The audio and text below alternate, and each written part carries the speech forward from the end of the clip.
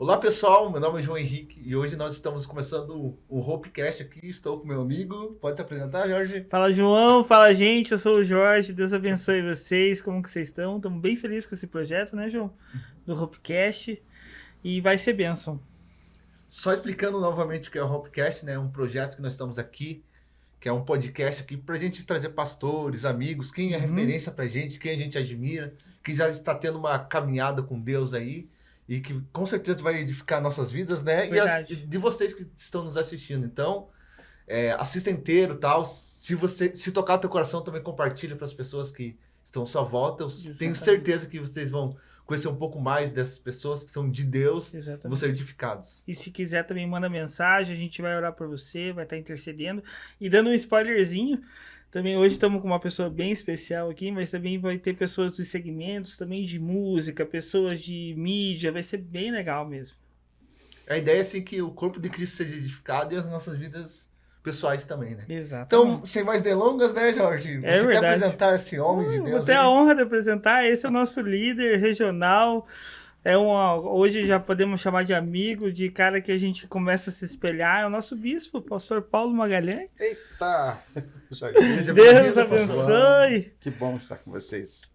Daí, Maravilha. bispo. Um pouco nervoso aqui, né? Diante de tanta expectativa, assim, de apresentar um pouquinho, né? Às vezes, pouco período de tempo, um ministério, uma família, os amigos, a caminhada, enfim, o que vocês quiserem. É isso aí, bispo. A gente quer conhecer um pouco da tua história hoje, né? Primeiro vamos perguntar de onde que você veio, como é que é a tua história lá, como que você veio parar aqui na cidade.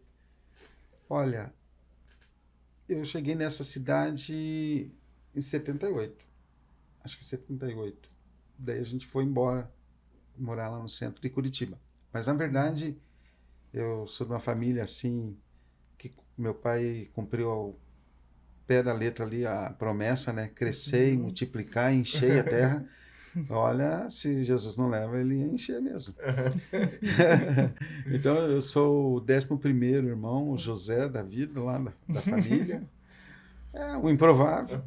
Nasci no interior do Paraná, porque cada um nasceu em uma cidade. Meu pai era funcionário público, ele caminhava junto com umas obras que iam acontecendo no DR, Departamento de Estrada de Rodagem. Também acabei trabalhando lá, mas eu nasci no interior do estado e com 6 anos nós voltamos, eles voltaram para Curitiba. E eu voltei já no colo, já andando, já. Eu morava ali na Avenida, eu me lembro muito bem, Avenida Iguaçu, no Uhum. centro de Curitiba, hoje uma faculdade lá. E a gente morava ali na casa do DR, ali, de funcionário público, como meu pai era. Então, em 78, eles vieram para Almirante Tamandaré em busca de um lugar para criar galinha, colher ovos, plantar, porque ele era agricultor também. Então ele Uhum. tinha muita comunhão com o mato. E a gente acabou ficando aqui um tempo e voltando embora para o centro de Curitiba. E depois, Almirante Tamandaré, foi o ministério que me trouxe para cá. Daí não foi a família, foi o ministério. Eu e a Nossa. Bispa Mari, né, já casados, a gente voltou, a gente chegou aqui no ano de 95 para abrir a primeira igreja a segunda igreja do nosso ministério. A gente abriu a primeira no Abranches em 93 e em 95 a gente veio para Almirante Tamandaré pelo ministério. Voltou, Apaixonado, Almirante. voltamos ao Almirante, né? E o Abranches foi reaberto por questão de prefeitura, a gente reabriu ele e ele se tornou uma congregação de Almirante Tamandaré, daqui a onde a gente estava fazendo a obra. Olha que legal. O bispo, uma pergunta até que acho que vai servir para testemunho também, né? Como que o senhor conseguiu identificar em Cristo o seu chamado para ser pastor, para ser bispo, para ter esse momento de liderança para as igrejas também?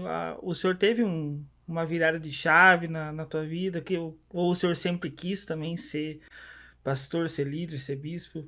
Conta um pouquinho para Não, nós. eu nunca quis. Fugiu? Eu e a Mari, a gente trabalhava com comércio, né? O pai Uhum. dela é comerciante aqui em Santa Felicidade e nós abrimos uma filial do mercado, que hoje é Campo Magro, ali no Jardim Cecília. E a gente se deu muito bem no comércio ali, a gente foi muito bem. Mas ali, eu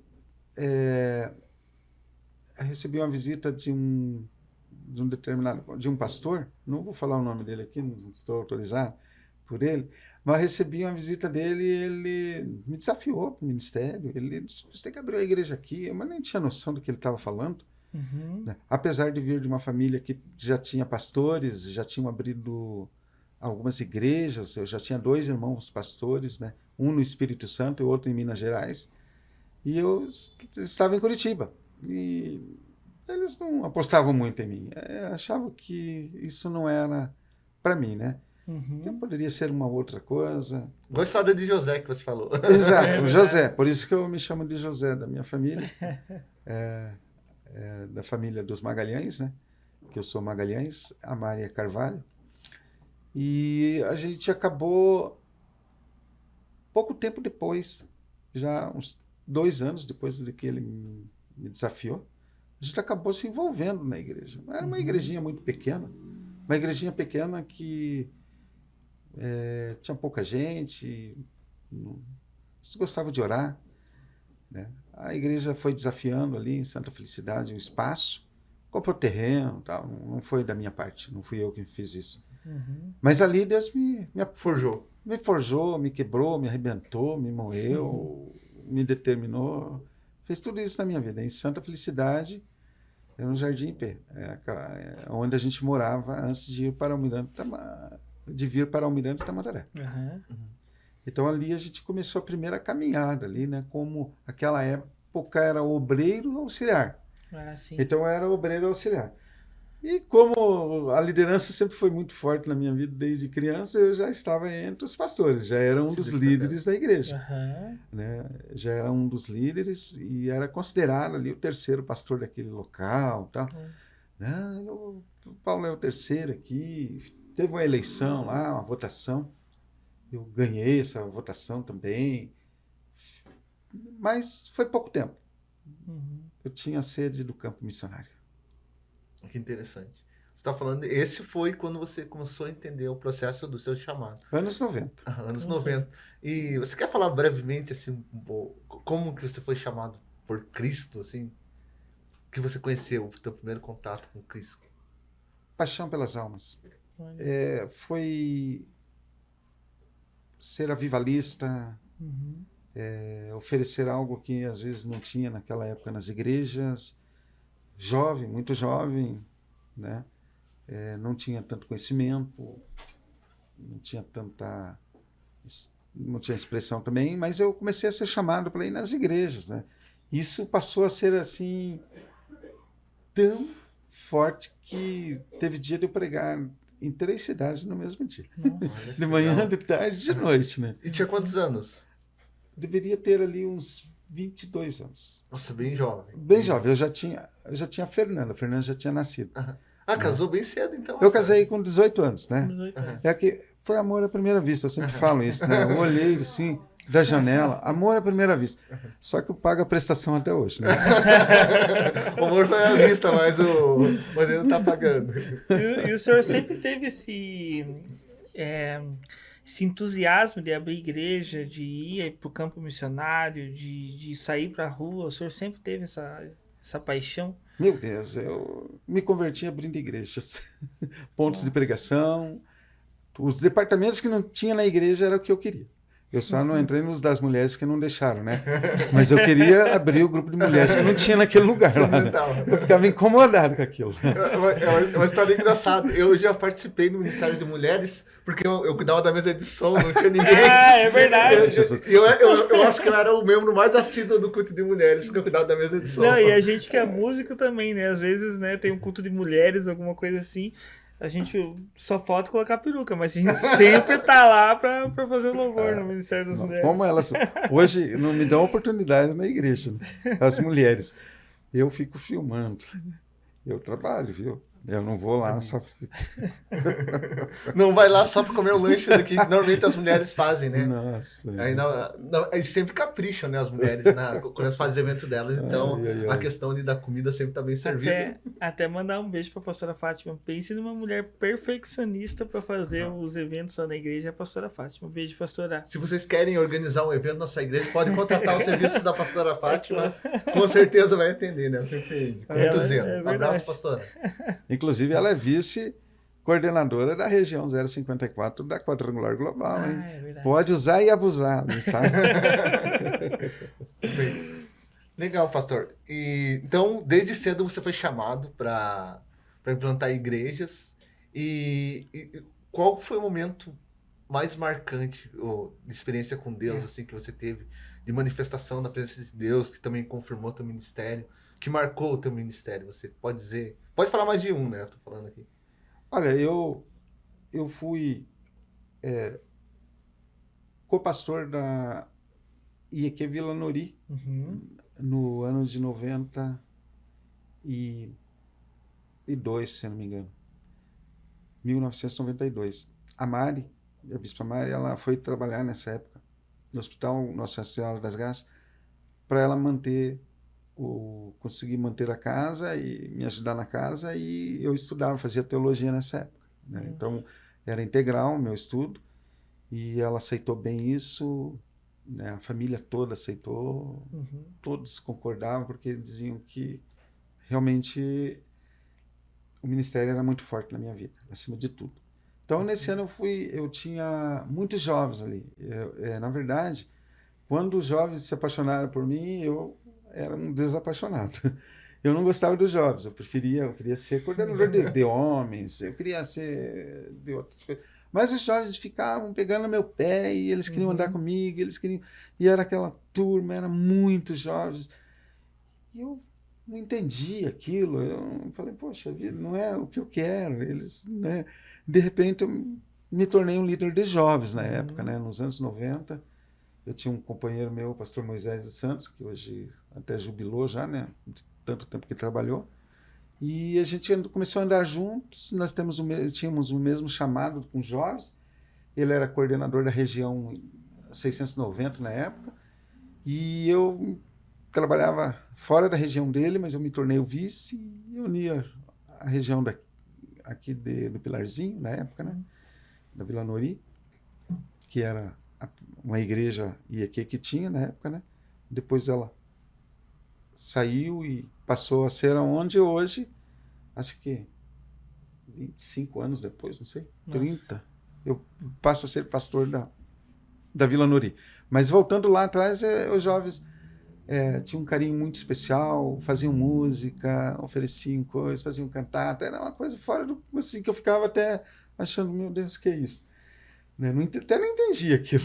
Né? Um jovem, com tantos jovens assim, mas eu fui embora da Vila Nori na época, né? Ficou muito bom lá, ficou muito bom o trabalho, ficou legal, e abri a igreja do Abranches. E eu falei para os jovens, olha, vocês vão ficar aqui porque o chamado é meu, então se eu vou, vocês não têm que pagar preço comigo, eu vou sozinho abrir a igreja do Abranches.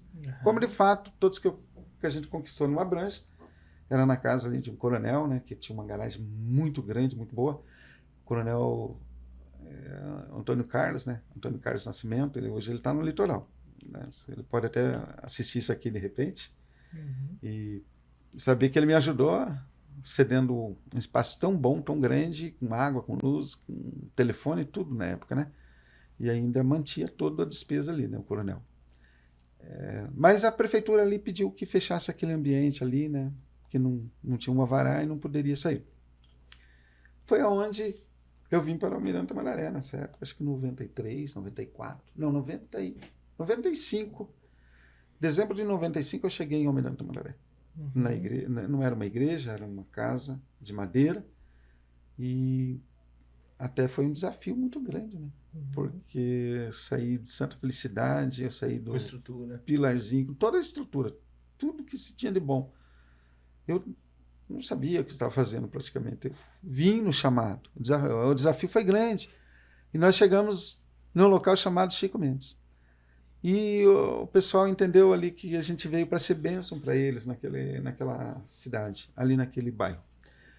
E em pouco tempo, nós conseguimos um número muito grande de fiéis ali na igreja. Uhum. E eu desafiei eles. O Anderson Luiz também era meu co-pastor na época.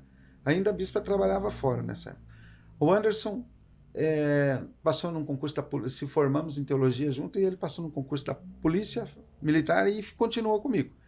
E nós fomos criando um projeto de construção, né, com tudo que a gente sonhava naquele lugar, né, menino, né, sonhava com tudo. E, de repente, menos de um ano, o Anderson foi aos Estados Unidos. Acabou casando, mas a história do Anderson é interessante. Ele foi para os Estados Unidos e eu fiquei ali. Nesse período se converteu ali um empresário e que ele assumiu toda a despesa da igreja, né? E meu amigo Beduski, né? Ele anda aí na equipe de um lado para o outro aí, que Deus o abençoe. E ele conseguia manter a igreja e a construção, porque ele tinha boas vendas na sua imobiliária. E a gente construiu o tempo está lá até hoje. 1 ano e meio, 2 depois, eu fui convidado para sair dali e até assumir a igreja do centro de Almirante Tamandaré. Uhum. Como de fato assumi, fui para lá, também fizemos um bom trabalho, mas aí que do Chico Mendes, ela ficou muito povoada, ela tinha muita gente. De lá saíram muitos pastores, né? Não vou citar nomes aqui porque um pode ficar com ciúmes do outro, mas saíram. Não cometei injustiça de esquecer. Muitos pastores saíram ali. Uhum. E hoje o Anderson está lá nos Estados Unidos, é pastor nos Estados Unidos também, né? Que legal. Me convidando para ir lá. Tem outros pastores em Almirante Tamandaré. Um que me chamou a atenção, que me chama, Marcelo Mascaro. Conheço o Marcelão, já veio aqui. Meu Já veio Deus aqui do da céu. entrevista. Um abraço, Marcelão. Excelente Marcelo. músico. Músico, nossa, gente boa. Nossa, o Marcelo, ele aprendeu a tocar escondido de mim, né? Porque eu invocava com o Marcelo, ele só fazia bagunça, era bagunceiro demais. Eu falei, esse menino aí, primeiro ele vai andar comigo, para depois ele pegar porque tinha fila para aprender a tocar. Né? E o Marcelo ia... Marcelo, tá perdoado. Jesus te perdoou porque tu deu um dom maravilhoso. Mas ele fez uma cópia da chave da igreja.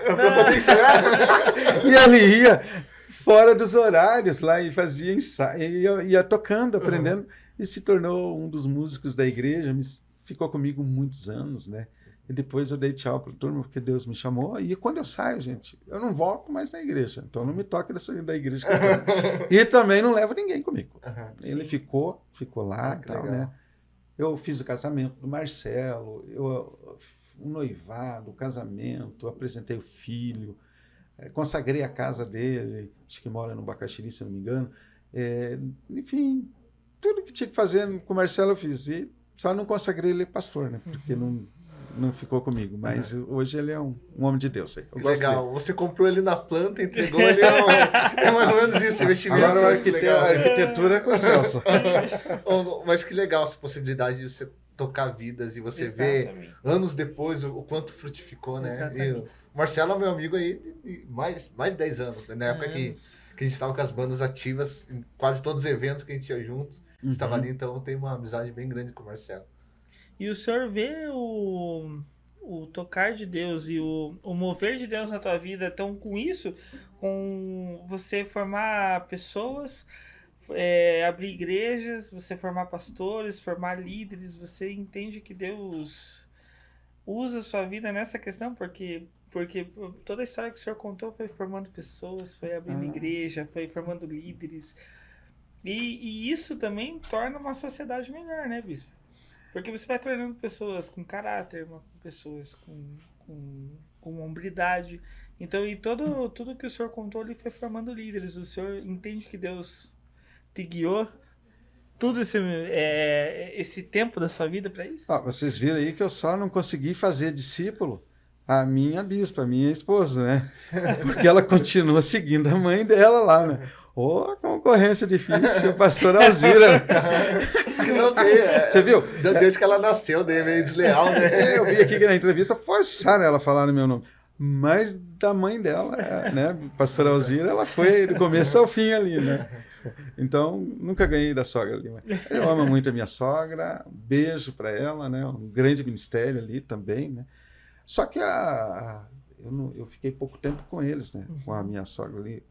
Porque a minha visão sempre foi essa mesmo, Jorge. De abrir, de Implementar, ir pro estruturar, campo. consolidar Campo e... missionário, enviar gente. Uhum. Agora estou de olho na África. Né? A gente não abrir isso. Aqui é o primeiro lugar que eu estou falando da África. Nós vamos para a África agora, sabe, Jorge? Uhum. Viu, João? A gente vai pisar na África e vai plantar uma árvore lá. Amém. Né? Amém. Mas foi sempre isso. Agora Deus me deu uma escola de teologia. Né? Eu tenho teologia na igreja local. E tenho para a honra e glória de Jesus, quem foi o meu diretor, o meu professor, 2 deles, né, que foram os meus mestres, professores, estão hoje dando aula na minha igreja, né? Olha. Ou melhor, lá na sede, né? Sim. Ao qual eu sou o bispo. Então, faltava isso para complementar. Às vezes eu tinha que enviar as pessoas para outras escolas, outros lugares, acabava não voltando, perdia de vista. Sim. Hoje a gente está plantando tem um canteiro já certo, né, ali, e podendo acompanhar. Acompanho todos pensam, alguns pensam, ô bispo, você tinha que... Mas eu sei de tudo, acompanho tudo. Sim. E agora vou dar uma aula também lá, né, para o pessoal lá também, né, mas sempre formando pastores, obreiros, né, e tentando fazer com que eles vejam.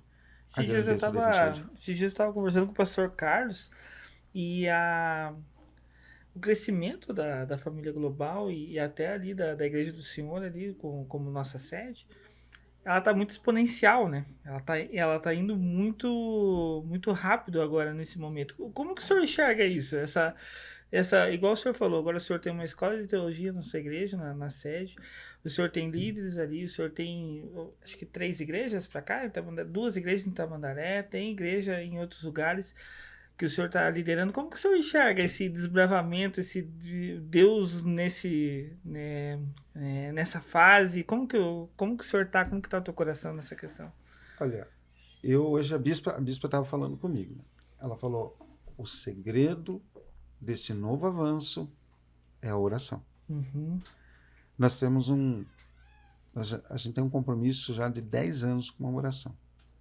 E eu comecei a orar 10 anos atrás e parecia que era malhar ferro frio, não acontecia nada. Até tem um ditado aí que às vezes eu tive que repreender na minha vida. Quanto mais orava, mais aparecia assombração, né? Mas eram os demônios tentando assustar, né? E tentando amedrontar e dizer que talvez o caminho do conformismo ou da zona de conforto seria o melhor, né? Porque tem tantos pastores que vivem assim e tal, a gente escuta isso. Por que trabalhar tanto? Até eu sou desafiado, às vezes, não falar, por que você trabalha tanto? Assim, né? Por que você tem tanta atividade? Mas quando eu era empregado, eu trabalhava no CLT, eu era empresário, eu trabalhava 10, 12, 14 horas por dia, né? Então, no Evangelho, eu tenho que trabalhar mais ou menos. Tem que se entregar também. Também, a gente é integral, é sal, né? E o sal não se vê, mas ele está no local. Então, eu acredito que seja, meninos, eu chamo vocês de meninos, são nem meus filhos, né? São nem filhos, né? Eu acredito que seja a oração e depois a responsabilidade, né? Testemunho de vida. As pessoas querem saber aonde elas pisam, né? Para não pisarem em bombas, né? Isso é verdade. Né? Elas querem saber com que elas andam, elas querem saber quem é o pastor dela. E eu tenho, assim, muitas pessoas de idade, eu tenho pastores já de 40 anos de ministério, e eu olho assim, eu penso, eu não preciso ser melhor do que eles, mas eu preciso continuar sendo um exemplo para eles. Exatamente. É um exemplo, a pacificação. Deus me deu, começou com a bispa. Eu era um pouquinho mais espoleto, mas ela sempre foi muito pacificadora. Eu aprendi isso com o correr do tempo. Bem-aventurado, feliz É verdade. os pacificadores. Então, para mim, não tem causa perdida. Eu olho assim, viu, Jorge? Não tem causa perdida, Exatamente. não tem pessoa perdida para mim. A gente tem exemplos de oração de pessoas que estão começando a frequentar agora a sede lá, ou até igrejas nossas aí, e em alguns lugares que a gente tem aí, Santa Felicidade, agora está abrindo Campo Magro, Piraquara, Ponta Grossa, que elas estão recebendo oração há mais de 3 anos. Nossa. A sementinha estava sendo plantada lá atrás. Plantando semente, orando, e elas dando desculpas, né? Eu não vou hoje por isso, esse evento não vou por aquilo, tal. Mas a oração continua, e eu vou e cutuco, e mando a mãozinha, e falo, e ponho o olho, até que acho que elas ficam, esse pastor é chato demais. Todo dia o bispo manda uma oração, isso é verdade. Todo dia. Plantando. Que legal que tem influenciado dessa geração. Esses dias eu estava conversando com o Jorge, né?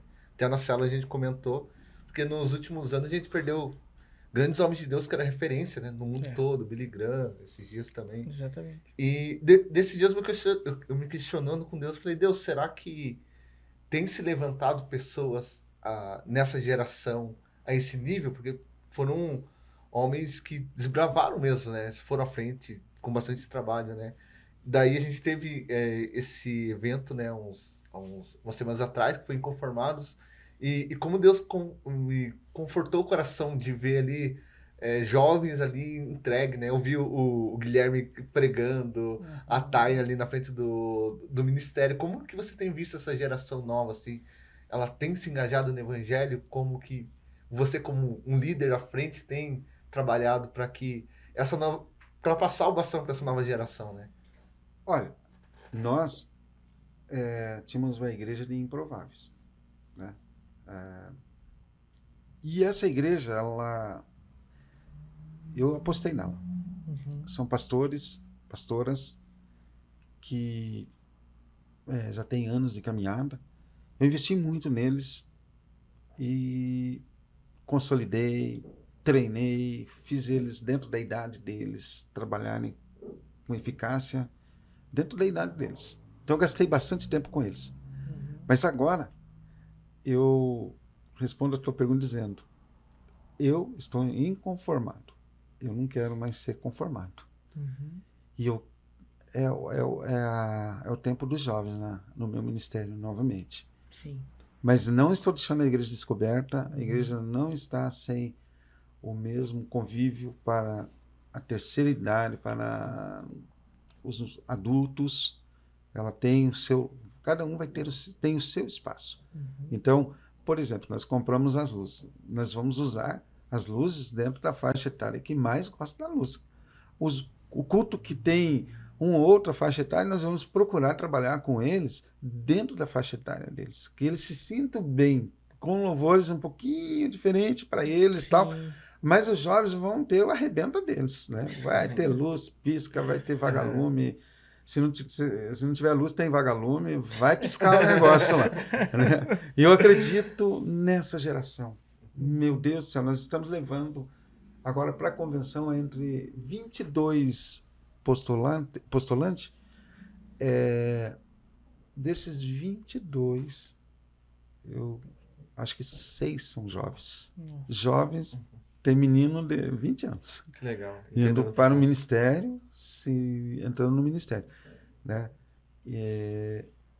E já fui confrontado, mas bispo, pensa bem, tal, será que é a hora deles? Eu falei, já passou. Mas como já? Não, já passou. Eles têm que ir para o ministério. Eu até questionei, a pessoa falou, quem que você vai deixar no teu lugar? Quem que eu vou deixar no meu lugar? Então, tem que começar agora o treinamento. O treinamento não é assim de uma hora para outra. Pode-se nascer um líder dentro de uma reunião, mas a experiência vai ser necessária. Sim. Né? Para ele crescer, multiplicar, para ele fazer grandes coisas.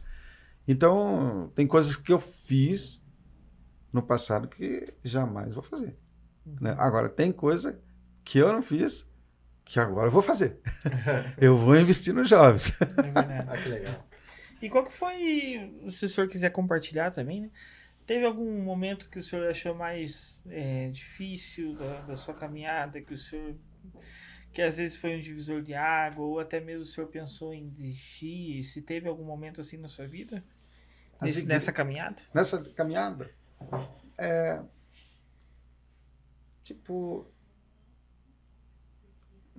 tenho duas coisas. Uma seria um desabafo, que são os Fica à meus, vontade. que são os meus filhos. Eu amo muito meus filhos, eles sabem disso. Eu nunca briguei com meus filhos, eu nunca fiquei um dia sem falar com eles, eu nunca dormi uma noite bravo com algum deles, nunca, nunca, né? Mas talvez por esse impulso missionário e de liderança, né? A primeira igreja que eu já abri, já tinha 5 pastores comigo. Então eu já tinha trabalho de chega com eles, né? Mas eu, assim, tipo, deixei muito a desejar com meus filhos. A gente procurou, assim, o máximo possível preencher, fazer o que podia para estar com eles, mas eu abri muito mão. De tempo que você está falando? Tempo com eles, né? Tempo de hospital, assim, quando eu chegava em casa, às vezes, cadê a turma? Aquelas coisas de criança, né? Eles estão no hospital, fazendo que estão em consulta agora, tá? Porque o fulaninho não ficou tão bem e tal, e foi para o hospital. Sempre eu tinha que... eu sempre dividi amor de pai com crianças que não tinham pai perto de mim. Sim. Tipo, às vezes até sair, levar famílias, passear, para eles poderem ver alguma coisa e tal. Eu fiz uma parte assim, bem social, assim, Sim. mas também eu tenho hoje meninos adultos que esse dia na Turquia, o menino me ligou, falou, pastor, estou aqui, lembra de mim? Eu falei, puxa vida, estou quase lembrando de você. Daí ele falou, sou o Thierry, você cuidou tanto de mim, tem uma coisa, você ora comigo todos os dias hoje. Legal. Eu oro com ele e tal, ele conta as coisas, tudo que acontece, né? Ele tentou a carreira de futebol na Turquia, né? Tal, então tá assim. Então o Gabriel era o mais ciumento deles, né? Que o Gabriel tem 20, acho que vai fazer 29 anos, né? Eu sou ruim dessa datinha, assim, então é o meu erro, assim. Mas o Gabriel vai fazer... Não, o Gabriel fez 29 anos terça-feira. Terça-feira, fiz uma postagem linda para ele, eu garanto que ele chorou. Chorando, Com né? certeza. Ele é muito trabalhador, ele é muito família, ele tem o Joaquim, né? Ele é apaixonado pela mulher dele, né? Pela casa dele. Então ele conquistou algumas coisas com muito trabalho, e ele trabalha bastante também, né? Ele diz estar se preparando para vir para o ministério, mas mais tranquilo, né? Não passando as perrengues que a gente passava, né? De ir para o culto de domingo para fazer compra segunda-feira. Então, tem essas lutas no ministério também, né? Então, essa é uma parte que eu digo assim, deixei meus filhos um pouquinho... E você dividiu o tempo com a tua família e com a igreja, com o ministério, isso? Porque a função de pastor, né, requer, né, uma entrega a mais, porque você está lidando com vida e às vezes a pessoa não está bem, te liga, tipo, você tem que resolver isso na hora, atender, tá passando por momentos difíceis, né? É uma vida de entrega, de renúncia também pessoal, né? Às vezes o tempo que você poderia estar investindo com a sua própria família, Isso. ou o pessoal e às vezes acaba sendo até um pouco ingrata, né? Às vezes você ajuda alguém e tal, e a pessoa depois acaba esquecendo, né? Tem que ter realmente esse chamado, esse entendimento que você se doar pelas ovelhas, né? O que Cristo fez, né? Não esperando, digamos, um reconhecimento, algo, né? É um preço alto a ser pago, né? Esse chamado, você pode dizer. É muito alto. É calculável o valor disso aí. Por quanto? Há uma sofisma aí que o pastor tem que pisar na grama, tem que pescar, tem que isso, tem que aquilo. Eu estava vendo o Valadão lá, o pai, né? ele tirou em 50 anos, diz que ele tirou 3 férias. Né?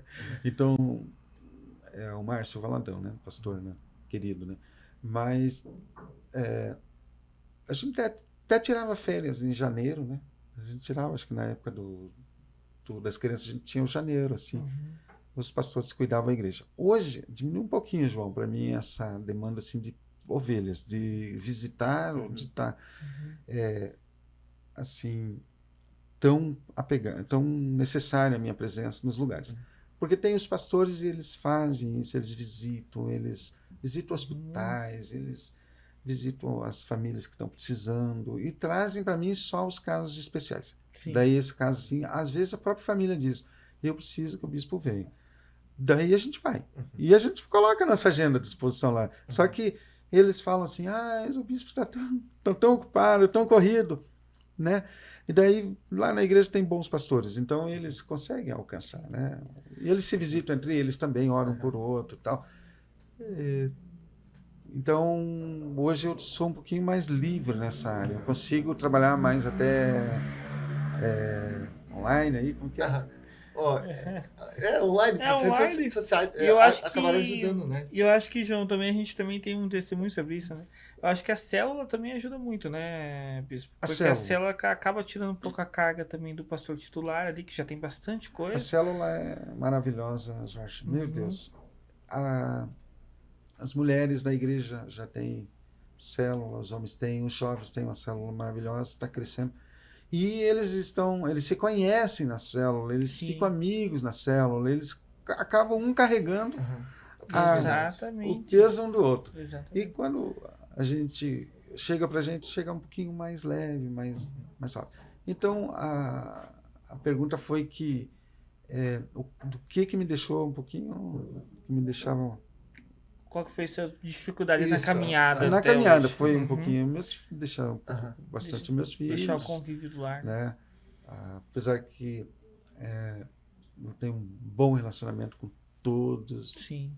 O meu neto, número 1, Guilherme, ele morou 14 anos na minha casa, foi embora agora faz um ano, mas continua ainda no meu pastoreio, continua ainda comigo, praticamente, né? Eu comunhando comigo. Ele hoje com o Guilherme, com mais experiência, acho que eu pude cuidar mais dele, né? Assim, né? E a segunda coisa é quando eu saía da igreja, que eu deixava a igreja. Mudar para outro campo. E nunca fui para um campo que já existia, né? Sempre fui para um campo zero. Sempre foi desbravar. Você tinha que te mandar uma poarada que você tinha começado do zero com a enxada ali, né? Exatamente. Então eu ia para esse campo que não tinha... daí eu tinha que fazer trabalhos extras, tinha que trabalhar o dobro, visitações, buscar estratégia, criar um jeito de a pessoa olhar para você, te ver que você está ali como pastor, que você chegou naquele lugar, né? E tem uma coisa, Deus tem pressa e a família da gente também tem. Exatamente. As necessidades da igreja local ou daquele local ali que você vai trabalhar.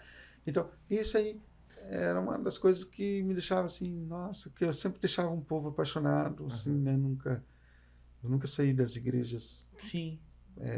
Por algum problema nem nada. Não, nunca saí assim, brigado com o meu povo, assim, eu podia voltar. Que legal. Não volto porque eu acho que o pastor que está lá, né, ele está lá cuidando e tal, eu me sinto... Geralmente eu voltei uma vez para fazer depois aquele culto de ação de graça. Era o que eu fazia, né?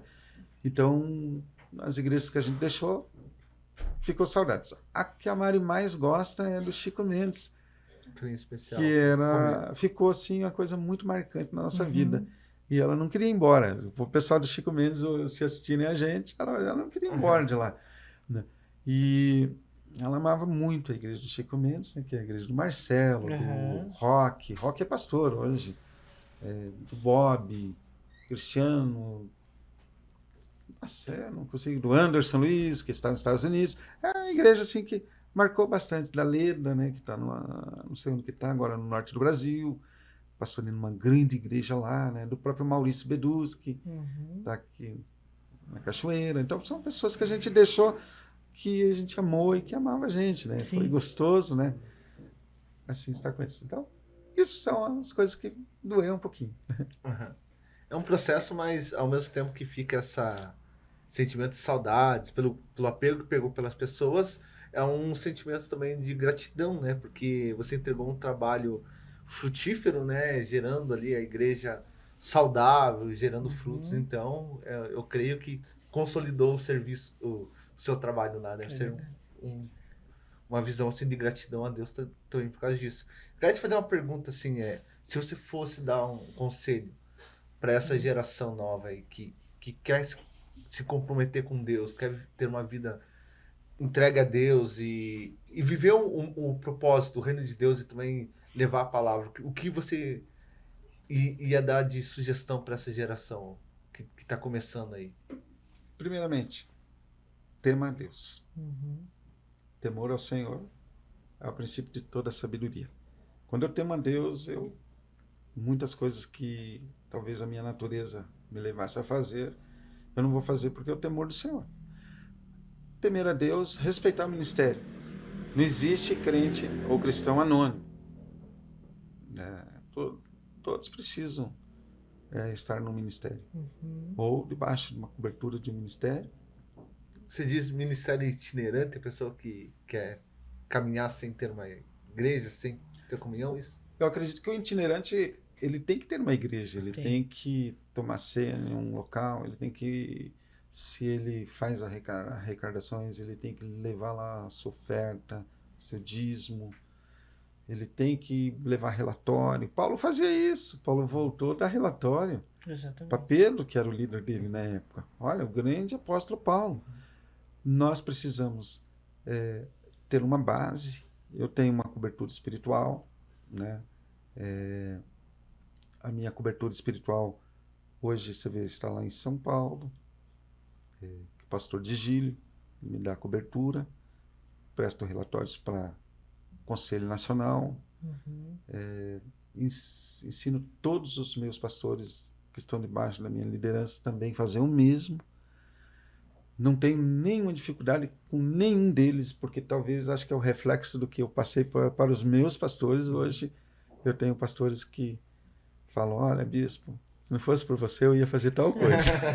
E bispo, que o senhor entrou nesse ponto, a gente vê bastante comunhão nessa nova caminhada, né, das igrejas que estão sob sua liderança, né, dos pastores, ali, eu digo pastor Carlos, pastor Luiz, o senhor. Das Eu acho congregações isso, também. das congregações, eu vejo bastante comunhão, bastante proximidade, e isso era difícil antigamente, né? Pois é, eu acredito que o Salmo 133 é uma base para a igreja interna, né? Uhum. A igreja interna. Tem dois tipos de igreja. A igreja evangelística que vai ganhar pessoas, ela tem que ter uma mensagem mais explosiva, um pouquinho mais com uma linguagem para ganhar pessoas. Mas a igreja local, ela precisa do Salmo 133, ela precisa Exatamente. viver em união, né? Eu vou confessar para vocês que eu não consigo desrespeitar uma criança dentro da igreja. Uhum. Isso não é eu. Eu sou uma pessoa teria outro comportamento, né? Mas Deus fez isso no meu coração. Então eu respeito criança, chamo pelo nome, me abaixo para falar com eles, para ficar na mesma altura. Acredito assim, eu não tenho tanto tempo para estar fazendo isso toda hora, né? Mas dentro do possível. Tolero bagunça de criança, de bebê. Hoje tinha uma criança tocando pandeiro no púlpito, a pastora pregando, a mãe desesperada. Eu fui lá na mãe e falei, mãe, deixa aí, a pastora tem que se virar. Pois, afinal de contas, esse anjo está aqui com a gente. Né? Claro que a gente procura ter o cantinho deles, tal, mas nem sempre é possível, né? Por conta disso. O Salmo 133 diz que derrama-se uma bênção sobre a união. Verdade. E você tem que confiar. Deus confiou. Maldito homem confia no outro, mas não é. Deus confiou o evangelho para os homens. Então, isso aí você vai distribuir, você vai comunhar isso com os pastores. De repente, o pastor que não tinha tanta comunhão, ele vai andar com essa caminhada e ele vai aprender a ter isto, né? Ele vai deixar de ser egocêntrico, né? Ele vai deixar de ser exclusivista, né? Tipo assim, lá na frente da minha igreja não tem o meu nome lá. A igreja do bispo fulano e tal. Ministério tal. Tá, tal, né? eu não sou contra. Quer fazer, faça. Verdade. Quem quer fazer isso, até na minha região. Aí dos pastores que estão comigo, né? Uhum. Mas eu acho assim que lá na frente tem que estar lá, que ele é o mesmo ontem, hoje, eternamente, que é Jesus, né? Exatamente. Agora, de repente né? Tá lá meu nome lá, tal. Eu acredito que Deus já deu um endereço de uma igreja, acho que já é bastante, já é demais até, né? Já nem precisava ter o nome lá na frente, nem da igreja, né? Nós teríamos que entender isso.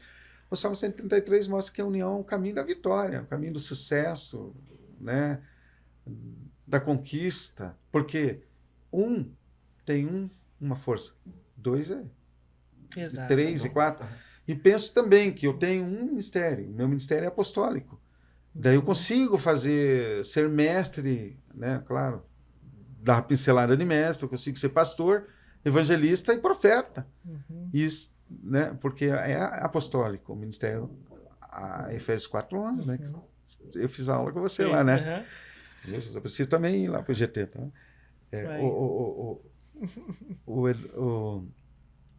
O João vai logo lá estar com a gente lá O também. Jorge já está conversando comigo. Posso falar aqui? Pode falar, Jorge.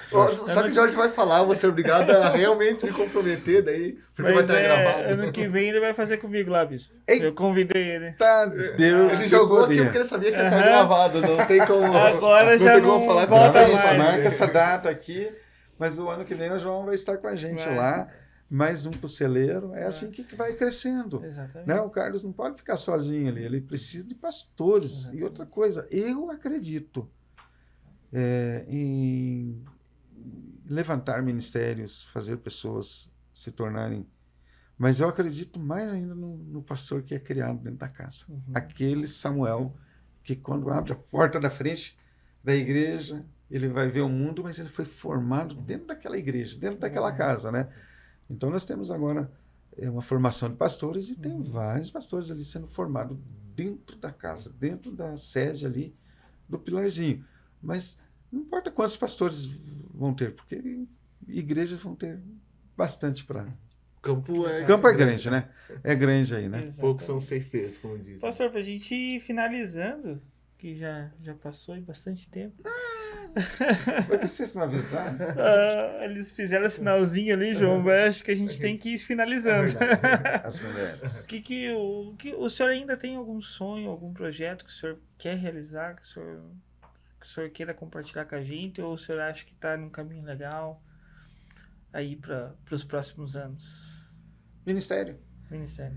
O ministério, ele é espiritual, qualquer lugar comporta, mas o sonho é construir a catedral global, sede. Sim. Né? Isso não sei, eu estou como diretor de campo, como bispo de Curitiba, aqui, né? Nessa região. Eu estou. Sim. Mas, mesmo assim, sabendo de tudo isso, eu não faço obra para mim, né? Eu acredito que é do Senhor. Mas nós vamos deixar essa catedral ou vamos permanecer nela até Jesus voltar. Então o templo não é nosso agora. Amém. Edificar esse templo, construir esse templo, isso está na nossa alçada, está no nosso tempo, é a nossa vez. Nós vamos construir a catedral. Esse é o sonho, que é a primeira vez que eu estou falando. Amém. Em 6 anos, nunca falei isso.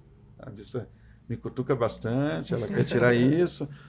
Mas nós vamos construir. Nós estamos preparados para essa nova etapa na nossa vida. Amém. Nós estamos preparados para isso. Nós também estamos preparados para a liderança, seja qual ela for, até internacional, porque nós vamos para a África também, nós vamos abrir a África, nós vamos cuidar da África um pouco. Eu não aguento mais ver tanta criancinha. Vai ser um pingo de água na fogueira, né? Mas vai ter esse pingo de água. Acredito que a catedral, muito em breve, será lançado esse projeto, muito em breve, e vai acontecer. Mas a gente vai deixar o Espírito Santo revelar o jeito que ele quer essa igreja também, né? O jeito que ele quer. Se é uma construção rápida, uma construção mais demorada, a gente não sabe o que vai ter. Esse é o sonho. E eu vejo que hoje a gente tem se encaminhado com uma base sólida para isso, né? A gente vê Deus usando a tua vida, usando a vida da bispa, usando a vida do pastor Carlos, pastor Luiz, que são os pastores que estão presentes com a gente, trazendo pessoas forjadas no fogo mesmo, uma base forte e uma liderança legal também, uma liderança forte. Eu acho que Deus tem caminhado bem. Eu acho que tem por isso que eu te perguntei no começo da nossa conversa sobre o desbravamento da Global, porque eu vejo que tá indo numa velocidade assim que não é humana, que é Deus que tá colocando ali. Uma obra espiritual, Uma obra de Deus mesmo, o Espírito Santo, né? A Global está crescendo. Eu estou apoiando outros bispos em outras cidades também. Prova disso que estive agora no litoral com os bispos de lá, aconselhando os pastores a se apoiarem naquele local, fazerem acontecer a obra lá também, né? Para a gente tirar férias e ter igreja boa lá para a gente frequentar, né? Da minha parte, assim, eu acredito que Deus está colocando pessoas como vocês no nosso caminho. Amém. Né? E eu respeito muito os pastores e as suas ovelhas. Não tenho intenção nenhuma, interesse nenhum de tirar pessoas da igreja A, B, C, não. Pelo contrário. Agora, nós somos obrigados a pastorear e a receber quem vai se deslocar sem rumo. Nós vamos tentar dar rumo para essa pessoa, colocando essa pessoa, sarando primeiro o coração, fazendo um trabalho de cura, que a gente... a primeira coisa que fazemos é o trabalho da cura. Tirar os carrapatos das ovelhas. Exatamente. A gente anda um tempo com ele antes dele exercer trabalho, executar seus trabalhos, seus talentos, seus dons, porque todos temos, né? Então a gente trabalha um pouco no pessoal dessa pessoa, a gente conhece bem,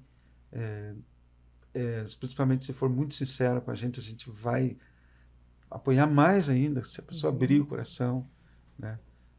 Quando ela abre, porque ela quer limpeza, ela quer tratamento, cura.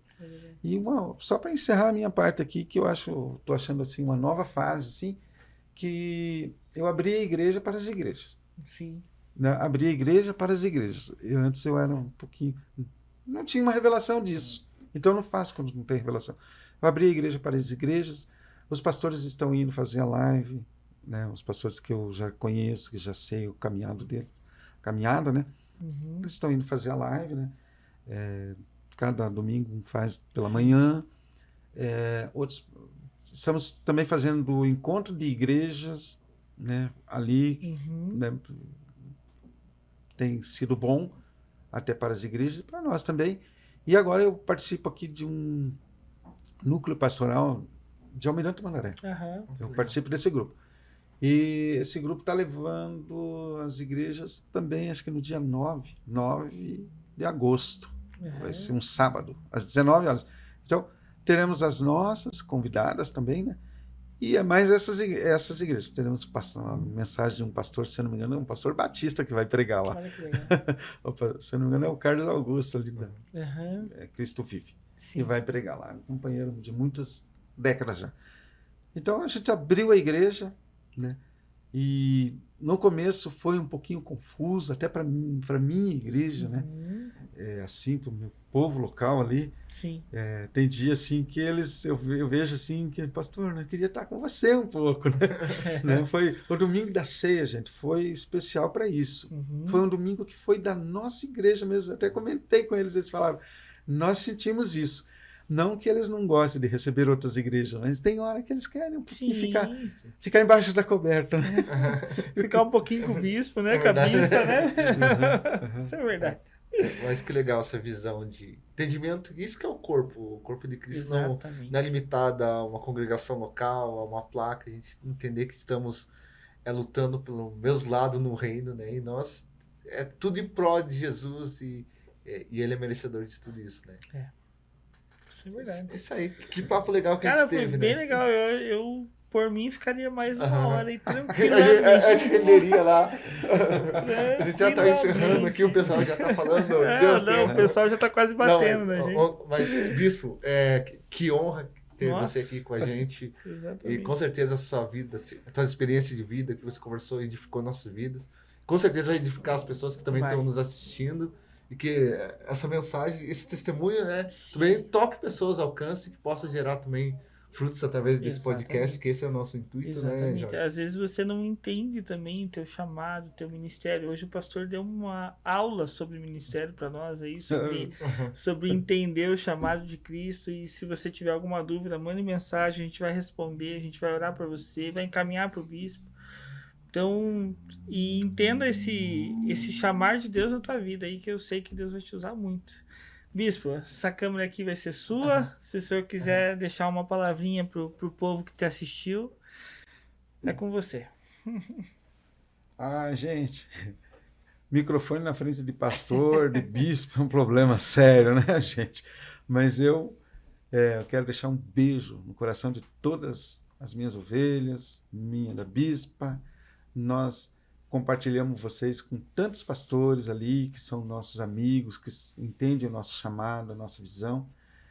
Vocês não estão sós, às vezes a gente está tão longinho aos olhos, mas o coração está junto. Nós estamos hoje lá na Fazenda Rio Grande, nós estamos em São Brás, nós estamos em Tamandaré, nós estamos em Ponta Grossa, em tantos lugares, mas tem um homem de Deus cuidando de você aí, ok? Logo estaremos no Bairro Alto. Então, Deus te abençoe mesmo. Eu quero dizer que eu amo vocês, eu amo o ministério, eu amo o evangelho e jamais conseguiria viver sem ovelhas para que me deem trabalho, não tem problema, eu vou onde você quiser.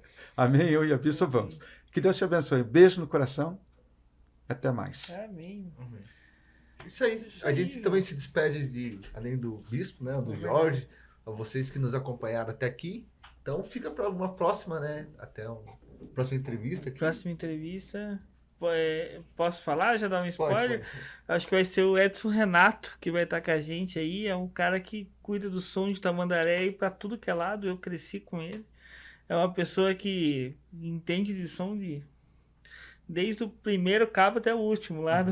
Então a gente vai estar com a próxima entrevista com ele. Agradeço a audiência aí. Obrigado. Obrigado a todo mundo que escutou a gente aí. Isso aí, João. Tá certo, então. Pessoal, tchau, tchau. Até a próxima.